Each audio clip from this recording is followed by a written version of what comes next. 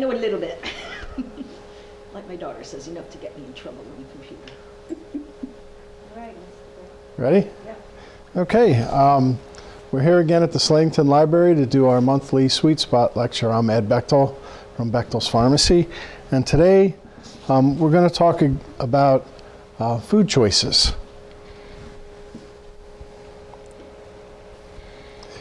It's difficult to make proper food choices. It's incredibly tempting to eat food that we know we shouldn't, or overindulge in items we know aren't healthy. Luckily, there are many tips available to assist people in making healthy meals. There are cookbooks on the shelves that are diabetes cookbooks and cookbooks for people with high blood pressure and cholesterol. These are great resources with plenty of good ideas, but it's not necessary to buy one of these specialized books once you know some tricks on how to cook healthy meals from nutritious ingredients. Hopefully by the end of this class, you'll have some good ideas for healthy meals that you can create and tips on how to make your current favorites just a little bit healthier. Well, let's start by taking a moment to review our Sweet Spot's basic truths. Most of us know that there are two main types of diabetes. With some exceptions, most diabetics fall into the category of either type 1 or type 2. If you're not sure which category you fall into, simply ask your doctor. Many times we can also tell based on what medications you take. Remember, neither type of diabetes is worse than the other. You may get diabetes in different ways, but both types of diabetes can cause harm to your body in similar ways. So what should your blood sugar be? Your fasting blood sugar in the morning before you've had anything to eat should be between 70 and 125 or 130, depending on which guidelines you follow. And your postprandial blood sugar, your blood sugar after you've eaten a meal, an hour or two after you've eaten, should be below 180. It's that magic 180 number where the blood sugar becomes toxic and causes a damage to the nerves and blood vessels. Never taken it after eating. Always before, it's always low. Yeah, and a lot of times doctors will focus on the fasting blood sugar first when they're treating diabetes. And if you're getting normal readings in your fasting blood sugars and your hemoglobin A1C is still high, then they'll start looking at that blood sugar after eating. You know, the hemoglobin A1C is a measure of what your average blood sugar is over the past 3 months. So if your fasting blood sugars are normal, but the A1C is high, that means somewhere something's bumping up that average, and that's usually the... Well, I think I don't eat enough because mine always drops. Because I don't want to eat, to have no appetite. Yeah.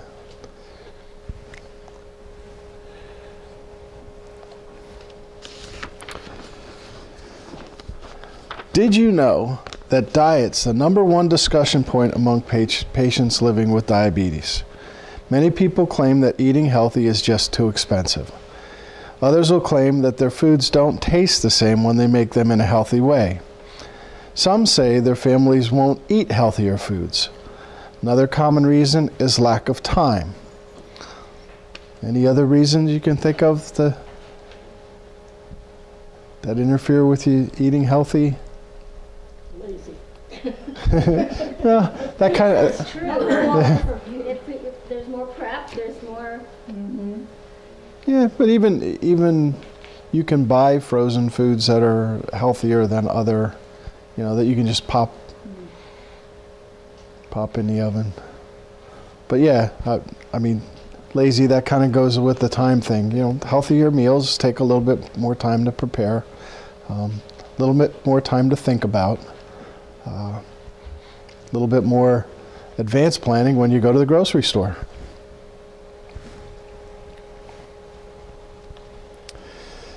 I've heard many health gurus claim that healthy bodies aren't made in the gym, they're made in the kitchen.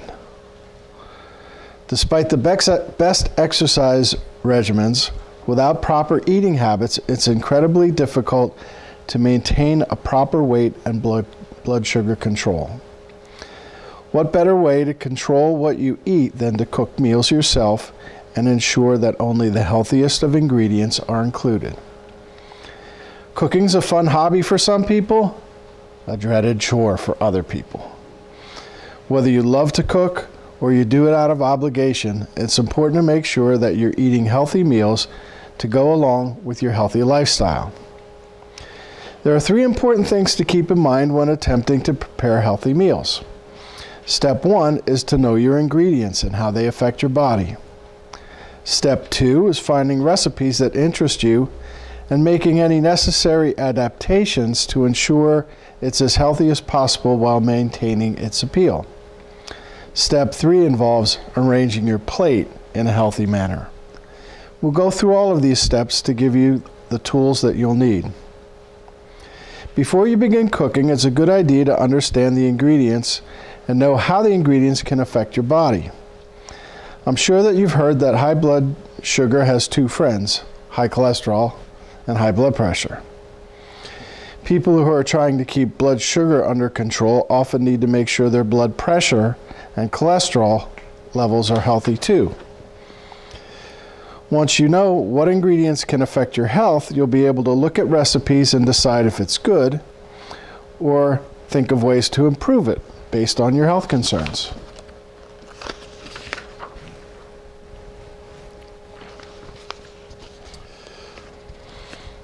So in order to know your ingredients, we'll take some time to go through a chart of basic food groups and determine if these foods would raise your blood sugar, your cholesterol, your blood pressure, or your weight.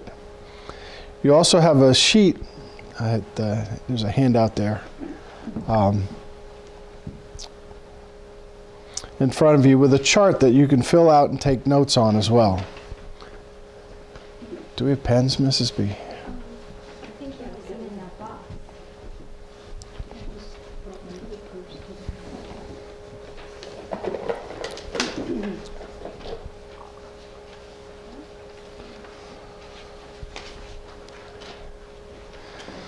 When we're discussing the food groups, try to think of the ingredients in their natural form or prepared in a way that doesn't contain butter, sauces, or other additives.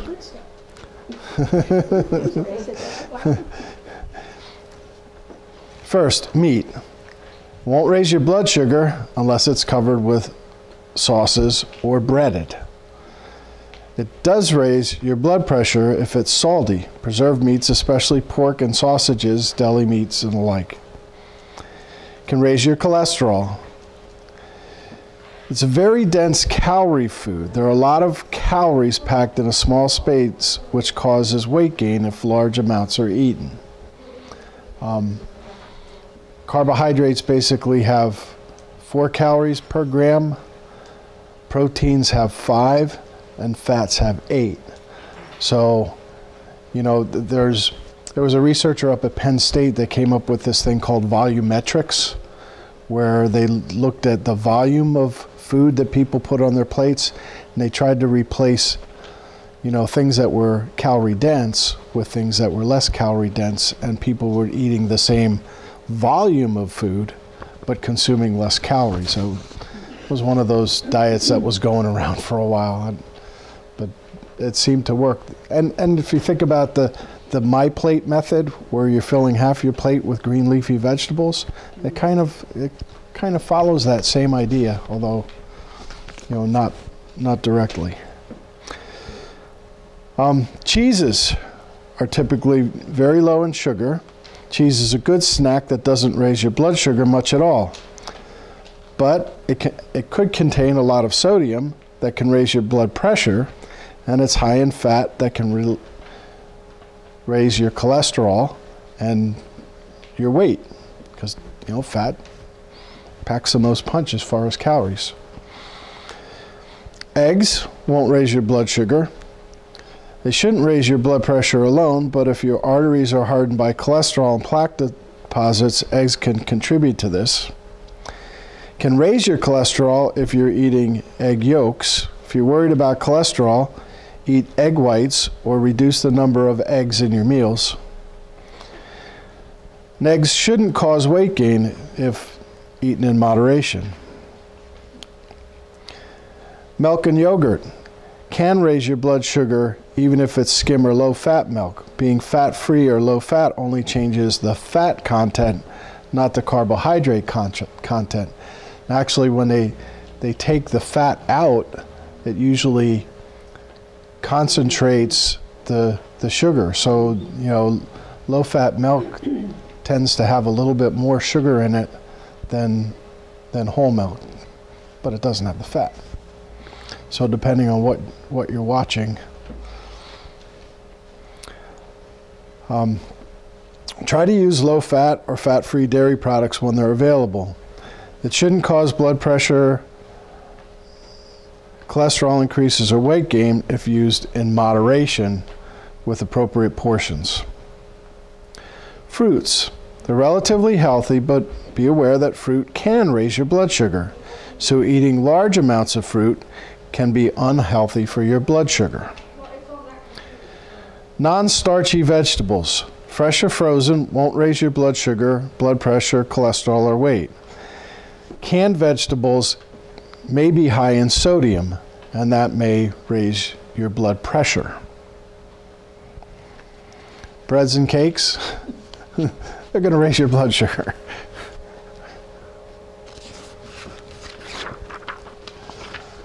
Depending on, you know, what it is, it could raise your cholesterol, especially your triglycerides, and weight if they're full of fat and sugar. Starches and grains, of course, are carbohydrates, so they're going to raise your blood sugar. If eaten in moderation and prepared in a healthy manner, they shouldn't cause any other health problems. Fats and oils can raise cholesterol and weight if eaten in large portions.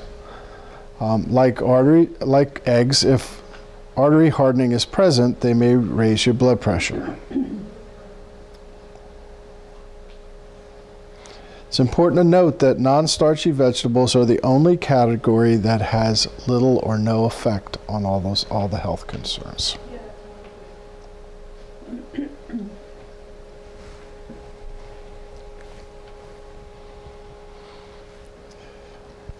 Because this is the sweet spot, let's take a few minutes to make sure everyone is aware of the foods that can affect blood sugar. Here are some pictures of ingredients that may be in a recipe. Which ingredients are likely to raise your blood sugar? Be aware that all foods may affect blood sugars in different ways. The rice, the tomatoes, the peas, the fruit.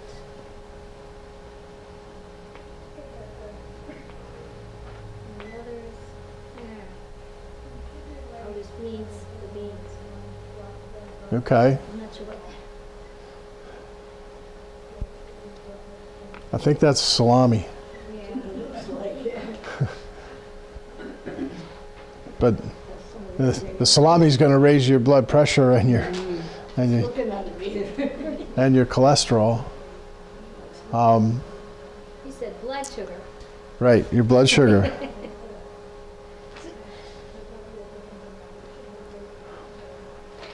I don't know if it's just me, but it seems like if you watch your sugars, then your cholesterol stuff is high. And if I watch my cholesterol stuff, my sugar's high. I mean, I used to seem to bounce back and forth between the two of them. I couldn't get a happy medium. Yeah, well, I mean, there again, the key is moderation. You know, if you try to control your blood sugar by eliminating all carbs from your diet, I mean, that may work for a while, but it's not sustainable. And by eating no carbs, then you're probably eating lots of things that are high in cholesterol and fat. Because her grandson on the cruise, because they're strictly limited to all carbs. They're on a gluten-free. Gluten-free, but by choice. Okay. Gluten-free. I thought I did bad on the cruise gaining 2 pounds. He gained 14 pounds. And like I told Shirley, that shows they're not eating right the rest of the time. He was heavy, so he lost about 80 pounds. But So they were really on it, but I I didn't know really, until she just told I me. really don't believe the way they're losing it is healthy, but that's my opinion. They're losing it by eliminating all carbohydrates. Yeah, All carbs. yeah. So that means your diet is all. Oh, every morning, egg whites, bacon, you know, that kind of stuff all day long. She says they go through like 4 pounds of bacon in 2 days, and, you know. That's a lot of fat. Yeah, that's a lot of fat. It's a lot of And protein. I think when he told me on Saturday that he gained 14 pounds, I couldn't believe it in a Well, he week. wasn't hitting the dessert, right? 'Cause that's No, all he carbs. wasn't, right. Yeah. They were eating a lot of French fries. They ate but the normally fries didn't. like at lunch, but yet he got, you know, the rice flour pizzas, because they ordered their stuff special most of it. Okay. The hamburger without the rolls and all this and that. Okay. And in my eyes, he didn't seem to be eating excessively, but to gain, I don't know, I just thought they're going about it wrong. I don't know. That was my thought.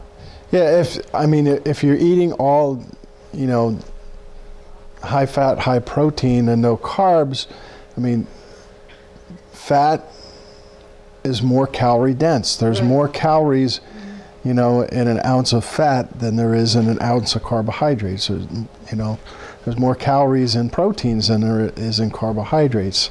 I mean, I give them credit, both of them, for losing the weight they did, but Yeah. if he went off of it for 1 week and gained 14 pounds, I had a classmate in pharmacy school who, I mean, this is back in the late 70s, and the Atkins diet was popular, and she went on the Atkins diet, strict, no carbs.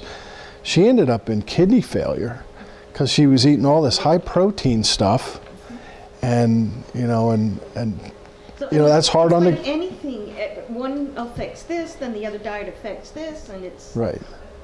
Right. So you have to look at the big picture. You have to look at everything and know that, I mean, fruits have sugar in them, the carbohydrates, but fruits are good for you. right. It's You know, even the- sugar or natural Right. sugar, I guess. But you're getting vitamins with it. If you're eating whole fruits, you're getting fiber with it. Like they do the egg whites, and I don't know. But they think it's great, so whatever. It's Egg theirs, you know. egg whites probably better than Right, whole whole eggs eggs. because you don't have the yolk, you don't And have then you as four much or five strips of cholesterol. bacon with it, you know. So Yeah. you know. Yeah. I guess Yeah. it just caught my eye because it was so against anything I would have done, you know. Yeah, I mean, and typically when you're on a strict diet like that, eventually that diet's going to end. You're going to go off it, and when you go off it, if you go back to the eating habits that made you 80 pounds overweight, Which that in 7 days to gain 14 pounds, that's a prime example. Like he almost has to stay on this diet for life to keep his weight off. right, or find something that's, you know, that they can A happy medium. yeah, yeah, yeah. But those So the look good. Yeah. So the fruit, the rice, the beans, and the peas are going to affect it the most. The squash, the tomatoes, the cheese, and the salami less so with your blood sugar. But that doesn't necessarily mean that The- Maybe has, well, you have to be careful how much. right. Moderation.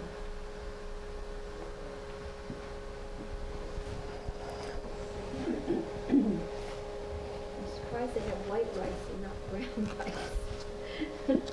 On the picture, well, I mean, either How unhealthy can it be?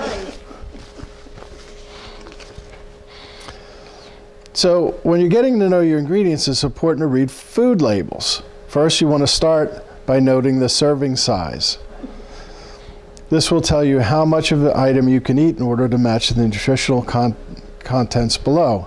If you eat 2 servings, you need to multiply the number of calories, fat, and other ingredients by 2.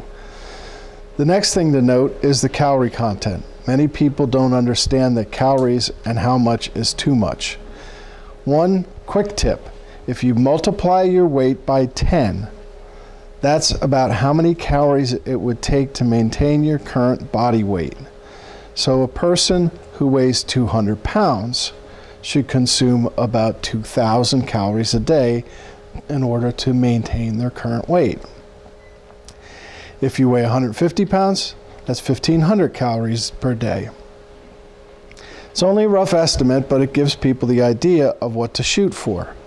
If you want to lose weight, cutting back on calories is necessary. Calories from fat tells you how many calories are coming from the fat in the food. This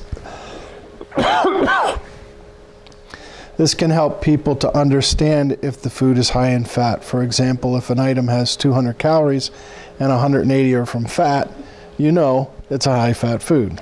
And it's gonna taste good. I like how they Total fat tells you how many grams of fat are in the food. There are different kinds of fats, and not all fats are created equal. Trans fats and saturated fats are unhealthy and should be avoided. Monounsaturated or polyunsaturated fats are healthier. Cholesterol content shows you how much cholesterol is in the item. The American Heart Association recommends that people with high cholesterol try to keep their daily intake of cholesterol below 200 milligrams. People with high cholesterol people without high cholesterol could eat up to 300 milligrams per day. Sodium can raise your blood pressure. If you have high blood pressure, the American Heart Association recommends trying to keep your sodium intake to less than 1,500 milligrams per day. If you don't have high blood pressure, the recommended daily intake is around 2,500 milligrams per day. For people who are trying to control blood sugar, total carbohydrates is where you want to look. The American Diabetes Association recommends that meals contain between 45 and 60 grams of carbohydrate, possibly less if your blood sugars are poorly controlled. Looking at the carbohydrate content can really help with controlling blood sugar. Once you know how many carbohydrates you can eat per meal while still keeping your blood sugar at its goal levels, meal planning is a lot easier. You don't have to pay as much attention to the sugar content. This number is included in the total carbohydrate number, although if a lot of the carbohydrates come from sugar, like table sugar, as opposed to other types of carbohydrates like whole grains, you know it's a food that will rapidly increase your blood sugar. Dietary fiber tells you how much complex carbohydrates there are. The more complex the carbohydrate, the more fiber it contains, and the less likely it is to spike your blood sugar. Finally, protein. Protein content tells you how much protein is included in the meal. Protein is important for building muscles and maintaining other bodily functions.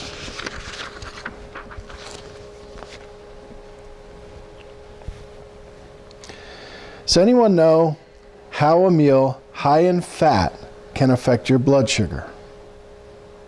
Think about French fries or pizza. Both of these foods contain carbohydrates, potato in the French fries, the crust in the pizza. But how does the fat from these foods affect someone's blood sugar? I can tell you that pizza has been a challenge for me. Yeah, but you don't eat a whole pizza every day. No, but we still haven't figured pizza out. 2 pieces of pizza, and I'll take what I think is appropriate insulin, and it's always like high. Not always. There's been times when your sugar, you've taken what? It depends on the pizza. I mean, there's. The crust is, how much fat. Yeah. So I mean, pizza's been a difficult thing, and here's why. Fatty foods prevent rapid blood sugar spikes, but they also prevent blood sugars from returning to normal levels quickly. Fatty foods will raise your blood sugar to its typical amount, but keep it higher for longer. Fats increase insulin resistance, making your body less likely to listen to insulin attempting to lower your blood sugar, which results in an increase in your blood sugar. It's important to know this because many people assume that a meal high in fat but lower in carbohydrates doesn't affect the sugar very much. The truth is that the meal will raise your blood sugar just as much as it would normally and keep it higher longer. So when we think about your A1C and average blood sugar over 3 months, the blood sugar running higher for longer periods of time, one meal and a few hours of higher blood sugars won't drastically change your numbers. But multiple high-fat meals and many, many hours of high blood sugar can definitely contribute to a higher A1C. So the fat affects the way the sugar's absorbed from your GI system. It slows it down, it lengthens the time. High-fat foods stay in the stomach longer, so you more thoroughly absorb those carbohydrates. And then the fat affects the way your body can clear the sugar out of the bloodstream, so it keeps it there longer. So those French fries that I just wonder what his sugar counts are, because I know they don't take them. And so, yeah. Well, and I mean, in my eyes, they're both heading towards disasters in the long run. I mean, of course, I couldn't say anything, but you know. well, How do they feel? Do they feel tired? Well, or no, because they both lost They're so both- much weight. Yeah, they're both very active. yeah. You know, it's. I guess it falls under the category 6 of one, half dozen of another. It's bottom line. It's what's working for Yeah, you, or what. Right, and if they're able to maintain it over a long period of time. The problem with diets, anything that's labeled as a diet, is that people look at a diet and they say, okay, I'm going to go on this diet and my goal is to lose so much weight. They get to the point where, you know, I want to lose 30 pounds. They lost their 30 pounds. Yay, I'm done. Diet goes away. They go back to eating the same way that they did that before, and all of a sudden they're back to the weight they started at. But usually when you lose weight, you lose fat and you lose muscle. When you gain it back quickly, it's almost all fat. So people who yo-yo diet, you know, they go up and down and up and down. And that's probably the most dangerous thing you could do. You're probably better off staying, you know, 30 pounds overweight than going from 30 pounds overweight to ideal to 30 to ideal to 30.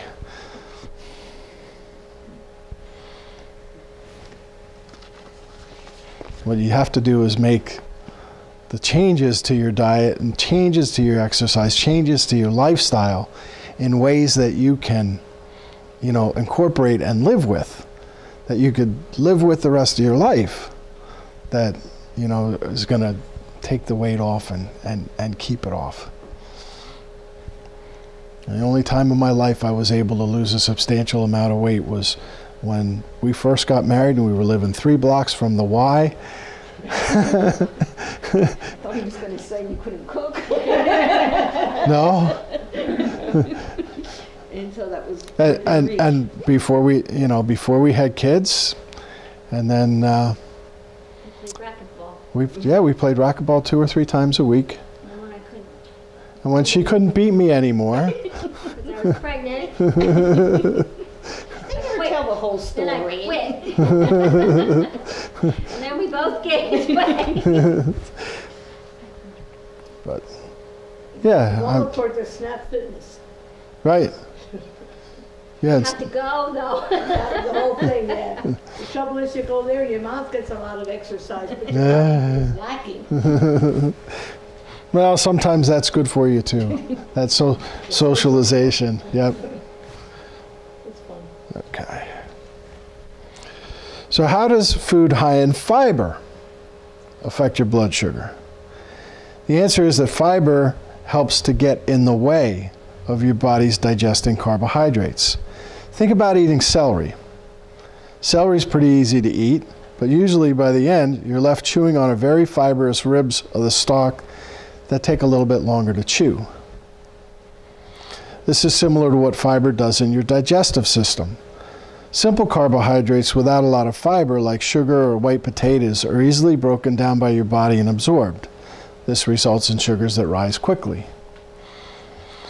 The more fiber there is in food, the harder it is for your body to break it down.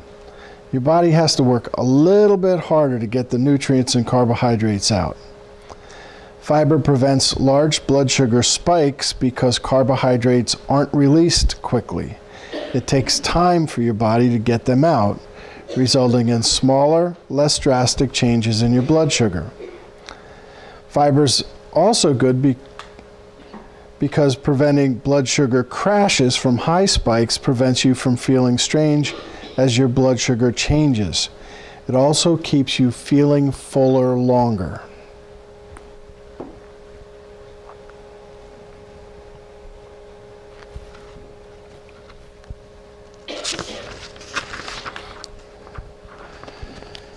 Knowing your ingredients also requires an understanding of the food industry and its desire to sell products. In order to do that, it needs to make food taste delicious.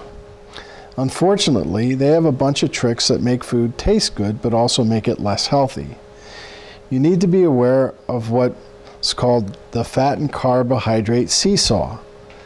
When food manufacturers make an item low fat, they tend to add more sugar or carbohydrates to compensate for the loss and keep it tasting good. When they make something low carb, they tend to add fat. Always read your nutrition labels to make sure you're not being tricked into thinking something is healthier than it really is. This is especially problematic with salad dressings and mayonnaise.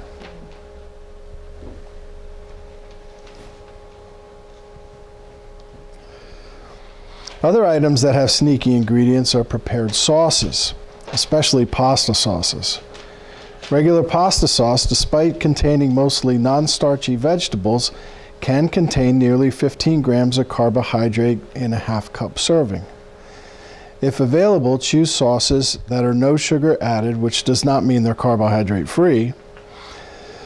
If you're really excited about cooking, you can always make your own sauces and cut back on the carbohydrates added. On that same note, if you're watching your blood pressure and want to cut back on sodium, there are low sodium or no salt added options of sauces, seasonings like taco seasoning, chicken broth, soups, and more. Other things you should know about your items can be found by looking at the ingredient list. The first ingredient listed is the one used in the largest amount. So if a package says whole wheat bread, but the first ingredient listed is white flour, you know that most of the bread is made up of white flour, not whole wheat flour. Choose products that have whole wheat listed first in order to increase the amount of fiber and complex carbohydrates you're eating. The same rule goes for salad dressings and mayonnaise. Try to choose an item where water or healthy oils such as soybean, canola, or olive oil are listed first. Having these ingredients listed first is often associated with a product that has less fat or more healthy fats and fewer saturated or trans fats.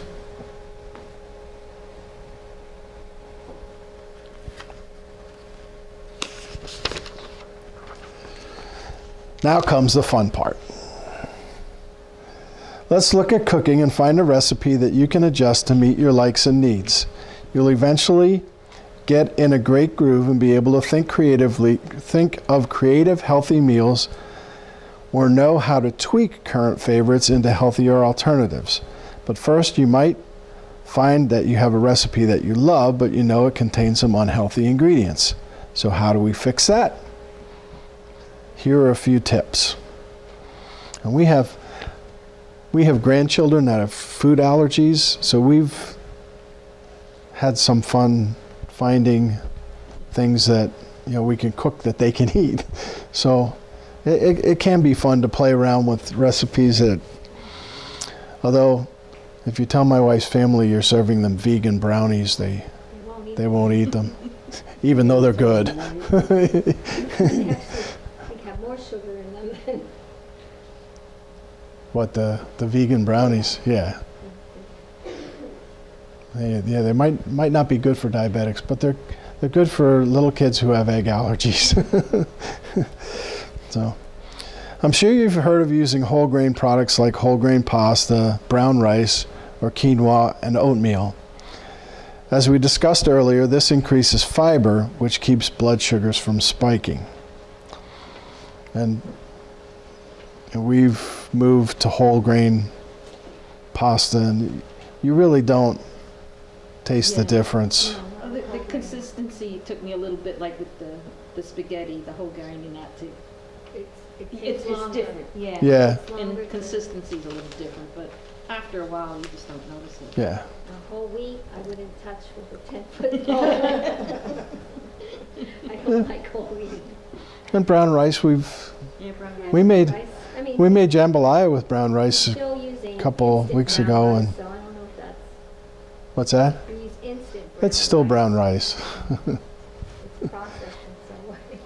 I kind of prefer brown rice over the white rice, but that's just me.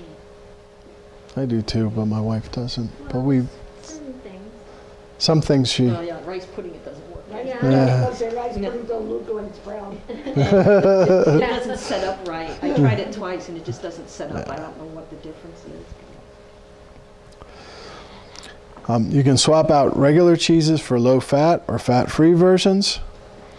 In the past, low-fat cheeses were very rubbery and unappetizing, but manufacturing has come a long way, and it's really difficult to tell the differences between healthier and regular options. Fluff up your meals by adding non-starch vegetables to a recipe. Think of what vegetables will go with a dish and add away. Choose leaner meats and trim any visible fat off the meat. By definition, loins, such as pork loins or sirloins, are lean cuts of meat. Avoid sausages, red meats with lots of marbling, dark meat poultry, or poultry with skin. If a recipe calls for cooking with oil for sautéing or preventing food from sticking to the pan, some oils are better than others. Olive oil and canola oil are two of the best ones to use. Use these in place of plain vegetable oil. And of course, try vegetable spreads in place of butter. Eating healthy doesn't mean you have to eat bland. You can add a lot of flavor by using spices such as cayenne pepper, cumin, lemon pepper, and thyme instead of using heavy calorie-filled ingredients like buffalo sauces or honey mustard. Experiment with spices you enjoy and add flavor to plain, easy-to-cook items like chicken and vegetables.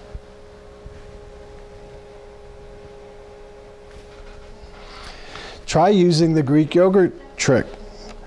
Greek yogurt in place of heavier, fatty creams found in some recipes. Greek yogurt is a less processed version of regular yogurt that packs a lot of protein into a serving, but is also creamy without being full of fat. Here's a great chart that shows how you can substitute Greek yogurt for creams and mayonnaise.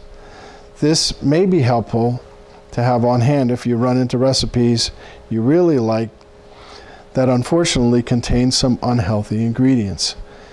When using this chart, use plain Greek yogurt, not flavored. We've used yogurt in place of sour cream. A lot of the recipes for this will use yogurt.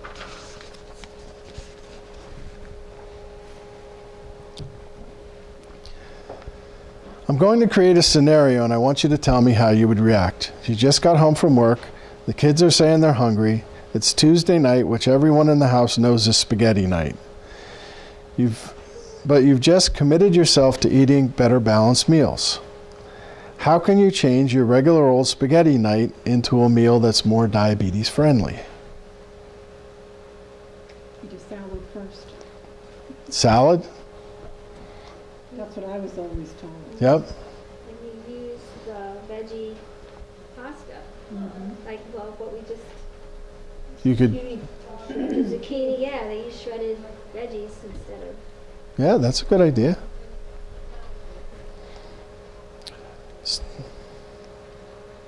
Okay.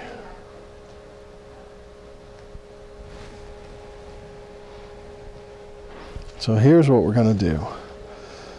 Listed here is what I imagine the typical quick spaghetti night dinner looks like. It would consist of regular white pasta, jarred pasta sauce like Prego or Ragu, Parmesan cheese on top of a pile of spaghetti, garlic bread as a side item, no vegetables in sight.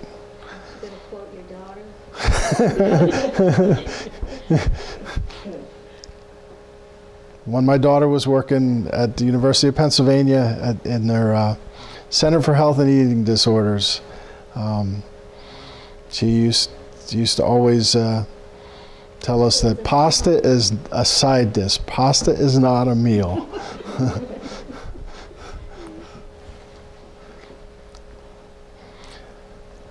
So for a meal like this, if you're still hungry after round one, the option is always there for seconds to go back for more pasta.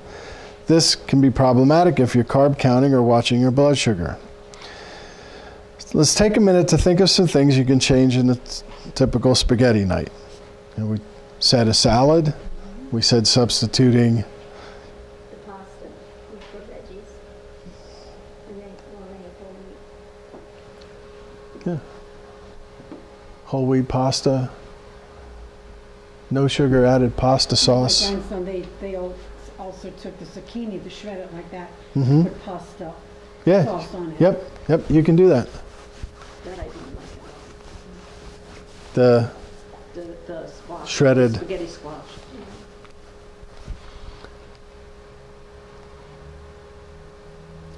I found Ground- using the ground turkey, you really, other than in a hamburger by itself, when you're using it in casseroles, you don't know the difference. Yeah, we went to visit our daughter out in Chicago, and my son-in-law made us stuffed peppers, and he used ground turkey instead of ground beef. And Well, if you put the sauce on it, I think that's what makes the difference. yeah, You actually don't taste the hamburger when you eat that stuff. And the You taste the texture, sauce and and the texture of the meat is the Yeah. same, Mhm. so you're not eating something. yep. I don't know, I just learned how to cook, now I gotta start all over. Yeah.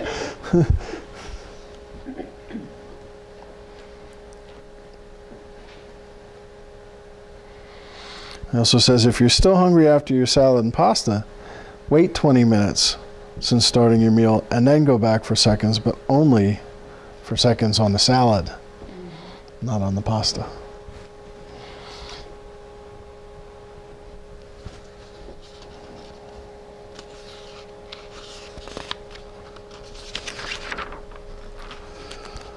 So let's say it's a weekend around lunchtime and it's time when you would usually snack on crackers or even go out and grab fast food or a pizza. You'd love to have a sandwich. Something like grilled cheese is a quick and easy staple, but with the butter and the cheese, it's not the best option. Why don't you try this recipe for buffalo chicken salad pitas? Pita bread is a great alternative to regular bread, and it comes in multiple flavors, and many of them are whole grain. Mix 2 cups of cooked chicken, a half a cup of fat-free plain Greek yogurt, a few drops of hot sauce, and some chopped celery. Stir all the ingredients together. You may want to add black pepper for additional flavor.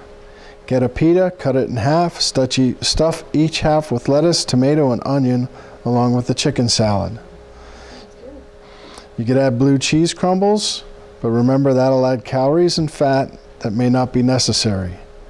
This is a quick, healthy sandwich option. Pair this with vegetable soup or a salad from the remaining lettuce and tomato along with fruit or yogurt.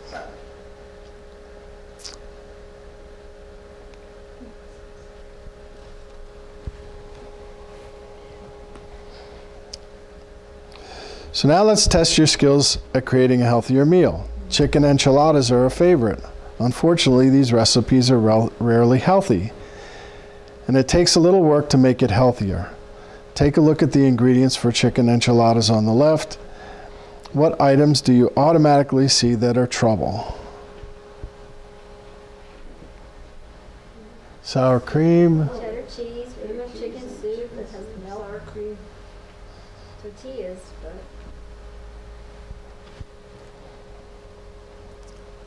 whole wheat tortillas.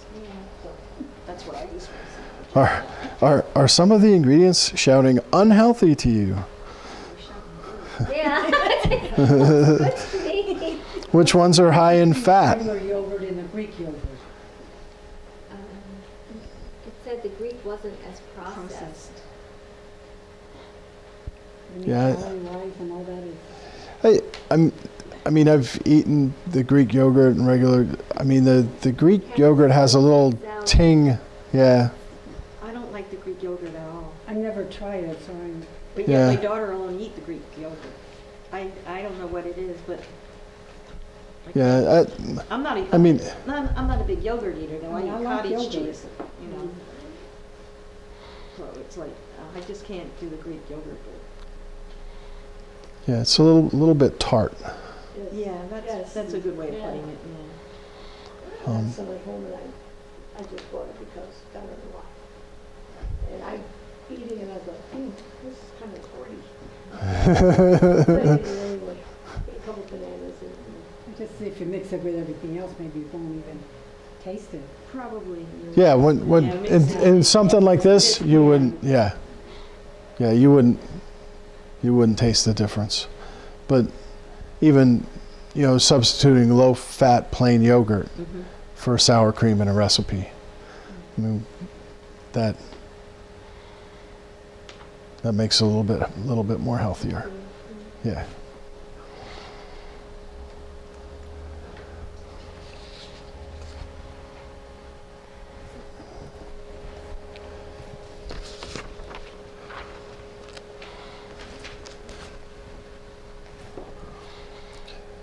So we referred to lean proteins throughout this class. Most people recognize chicken and turkey as lean protein, but don't forget about fish. Fatty fish like salmon, tuna, and mackerel are a great source of healthy fats that can have anti-inflammatory properties if eaten regularly. Many people tell me they love fish, but when I ask them how do they prepare it, what do you think their response is? Yeah, bread it and fry it. So now you took something healthy and made it as unhealthy as you could. I fried mine the other day in steel cut oatmeal. I thought it was breadcrumbs. Oh, And what did it taste like? Well, it tasted like fish. hard to chew though. Well, it was crunchy. I thought this one looked like breadcrumbs. Oh, Christ, I didn't even know I had it. Here are some nutritional facts for a piece of fried fish. It can have nearly 300 calories, 15 grams of fat, 15 grams of carbohydrate. Overall, this doesn't sound too terrible, but 15 grams of fat in one meal is that's actually one part of one meal is a lot. How many carbs does fish contain in its natural, unaltered form? Really none. Does it say 2? 2 grams of fat. Is that what you asked? Carbs. Oh, sorry. 0. I'm sorry. Once you bread it and fry it, you add the calories and fat. What can happen to your blood sugar when a meal is high in fat and contains carbohydrates? Your sugar stays higher longer. And that affects the A1C. Yeah. So how can you improve this fried fish recipe? I always bake my fish. You could bake it instead of frying it.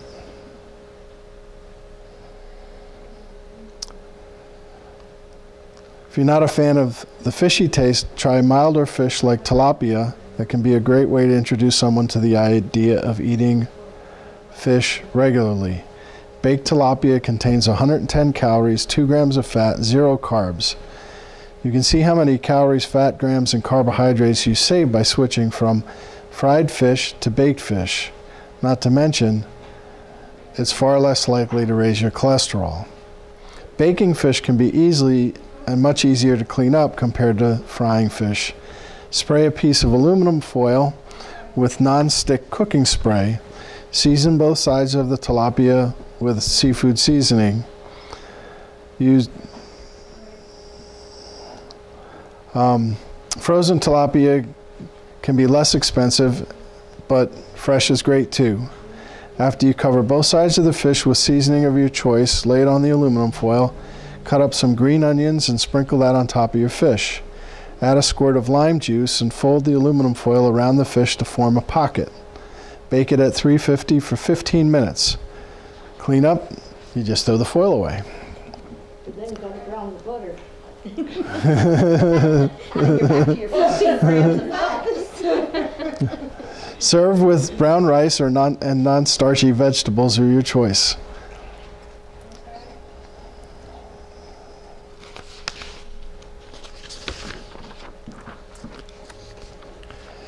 Do you think it's difficult to find recipes for vegetables that are healthy and easy to make? It seems like I'm always eating the same vegetables prepared the same way. Anyone else have the same problem? If you can only find recipes for vegetables that are smothered in cheese or butter, here's a couple of recipes for healthy, non-starchy vegetables that are quick and easy to make. Both of these use garlic, which adds lots of flavor without any calories. The first recipe is for broccoli. It uses broccoli cut into florets, minced garlic, some olive oil, and pepper. Use only enough olive oil to slightly moisten the broccoli so that it browns and crisps when baked. The less oil you use, the healthier the recipe. Bake for 20 to 25 minutes or until lightly browned at 425 degrees. It's great. You can also add shredded carrots to the broccoli while baking for extra color, flavor, and texture. You could use your shredder. Again. The recipe for green beans is nice because it involves whole green beans that are fresh or frozen. You can pick these up in bags in the fresh produce section or boil or microwave the beans according to the directions. You can also buy them in the freezer section and microwave. After you've prepared the beans, add some sliced and chopped fresh garlic cloves. You can use minced garlic that's jarred, but the taste is much better if you use fresh. Toss the beans and garlic in vinegar, either apple cider or balsamic, and a little olive oil for flavor. Use more vinegar than oil for more flavor and less fat. There's no need to add salt or pepper. Step 3. Oh, that was the last one.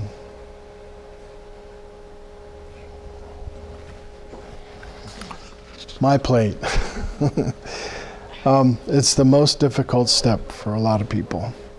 It's all about portion control and arranging your plate to include large amounts of nutritional items and smaller amounts of the items that raise your blood sugar. One of the best ways to properly balance your diet is to remember the plate method. The plate method is sometimes called the diabetes plate method, which is not correct. Everyone, with or without diabetes, should follow the plate method.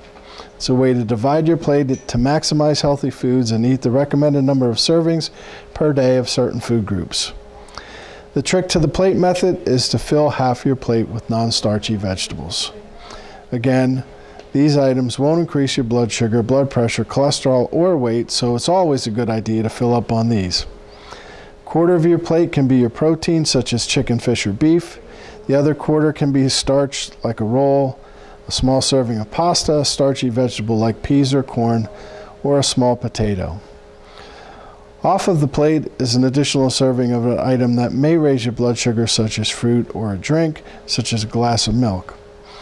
If you remember to arrange your plate like this during lunch and dinner, you will most likely be taking in more nutrients, vitamins, and minerals, and fewer calories. Portion control is something many people struggle with. If you have to go back for seconds, have seconds of fruits and vegetables.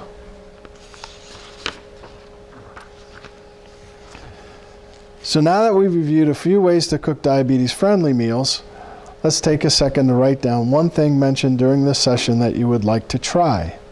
It may be something like, I want to try cooking meals for the week on Sundays so that I can avoid fast food during the week when I don't have time. Or maybe I want to try using low-fat cheese in my favorite recipe. Now take another second to write down a barrier you think may get in the way of you cooking healthier meals.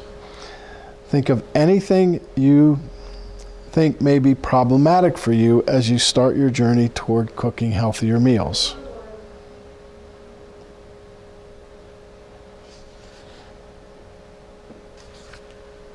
It's hard to cook all that stuff when you're cooking for one. Right, all that No, it's- effort. yeah. I Yeah. know. What's your thought about Boost and Pure and all that stuff? Is it good or not good? Well, I mean, they have their place. I mean, for people that aren't eating properly, that need to get, more calories, those kind of supplements are. Is that a meal substitute? It could be.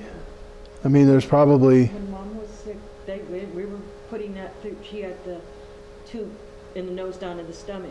Mhm. And that's what we were putting She was basically living on. on Boost. Yeah. Yep. Really? Because I bought my dog, he says, you're not eating enough meat, so should I buy some Boost or something? So it tastes good. I drink it when I feel like it. Yeah. Like I mean- 11 o'clock in the morning when I start getting hungry or something, I'll take a couple swallows. They have something specifically they're marketing to diabetics, like Yeah. Glucerna. shake, like seen that. replace the Yeah. meal with, Glucerna. Is that what it is? Yeah. I'd like, probably drink that and then go back and eat I something know, I anyway. Right. like to chew. Yeah. I get a lot out of that chewing. I found what's helping me, I got one of those air fryers. Mm-hmm. Boy, do I love that. Mm-hmm. And then I actually got a spray bottle that sprays wide, and each trigger pull is only a 1/4 teaspoon of oil.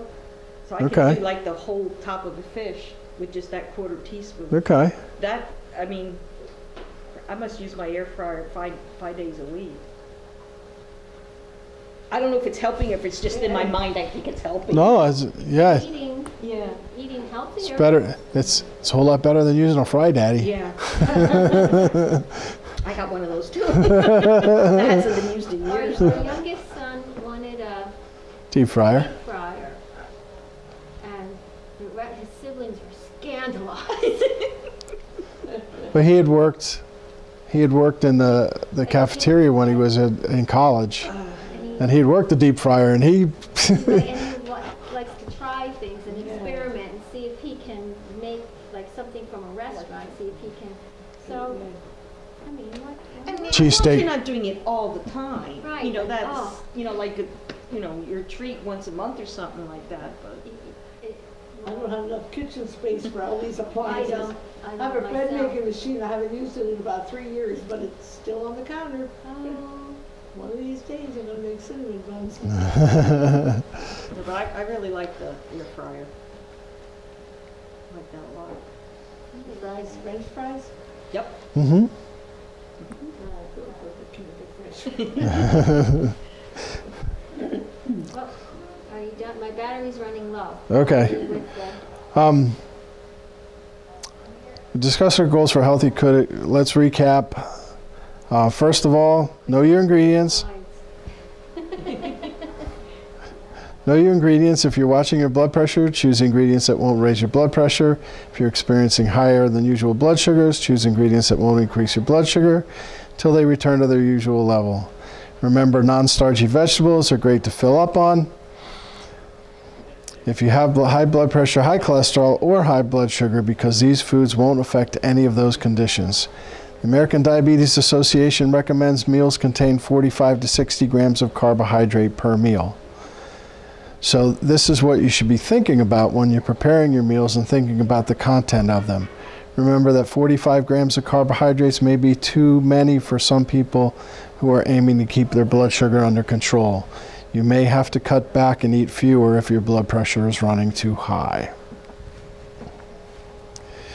Look for healthy alternatives to the ingredients in your recipes. you have to close the window too. Oh.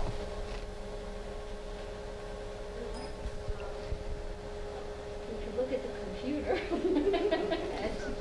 It's a little easier. Now you can, there you go.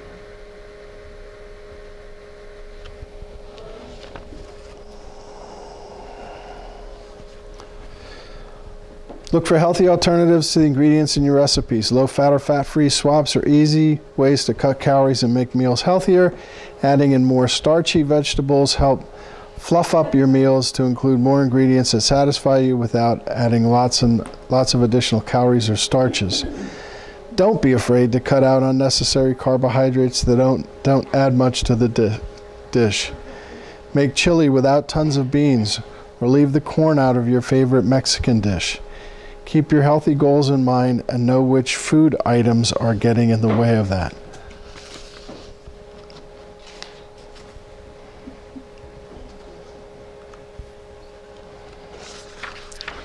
Portion control is always a struggle when eating healthy.